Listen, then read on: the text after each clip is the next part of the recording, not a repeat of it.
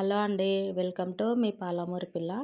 ఈరోజు నేను ఇక్కడ ఇడ్లీ పిండితో చల్ల పునుగులు ఎలా చేయాలి ఏంటి అనేది చూపిస్తున్నానండి. ఒకసారి ఈ విధంగా మీరు కూడా తప్పకుండా ట్రై చేయండి. మీకు ఎలా వచ్చింది ఏంటి అనేది నాకు కామెంట్ చేయండి.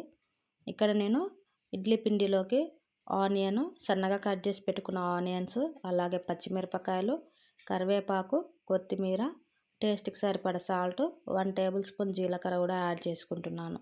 ఇందులోకి ఒక 2 టేబుల్ స్పూన్ల మైదాపిండి యాడ్ చేసుకుంటున్నాను. మైదాపిండి యాడ్ చేసుకోవడం వల్ల మనకు పునుగులు అనేది మంచిగా వస్తాయండి. పునుగులు వేసుకోవడానికి కూడా ఈజీగా ఉంటుంది. డైరెక్ట్ ఇడ్లీ పిండి వేయడం వల్ల కరెక్ట్ రాదండి, ఇచ్చుకుపోతాయి. అందుకని మైదాపిండి యాడ్ చేసుకుంటే పర్ఫెక్ట్గా వస్తాయి. పెరుగు యాడ్ చేసుకోవాల్సిన అవసరం లేదండి. మన ఇడ్లీ పిండి ఆల్రెడీ పులిసి ఉంటుంది కాబట్టి పులుపు అనేది ఉంటుంది. సపరేట్గా మళ్ళీ పెరుగు యాడ్ చేసుకోవాల్సిన అవసరం లేదు. ఇవన్నిటిని బాగా మిక్స్ చేసుకున్నాక డీప్ ఫ్రైకి సరిపడా ఆయిల్ పెట్టేసుకొని, ఆయిల్ బాగా వేడిగా ఉండాలి. మీడియం హీట్లో ఉంటే పునుగులు అనేది క్రంచీగా రావు కాబట్టి బాగా హై ఫ్లేమ్లో వేడి చేసుకుంటే బాగా వేడిగా ఉండాలి ఆయిల్ అనేది. అప్పుడే మనకు పునుగులు పర్ఫెక్ట్గా వస్తాయి.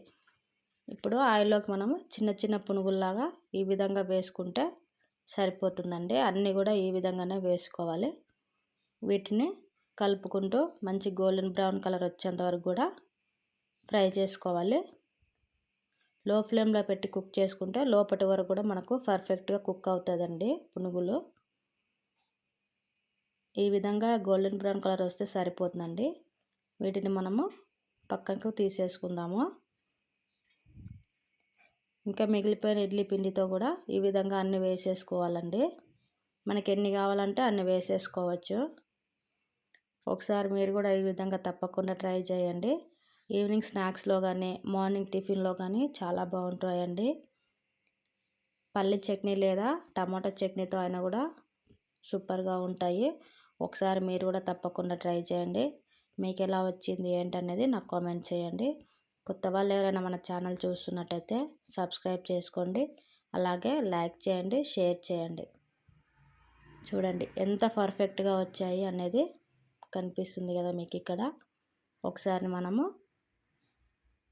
క్రంచీగా ఎలా ఉన్నాయి ఏంటి అనేది ఓపెన్ చేసి తుంచి చూపిస్తాను చూడండి.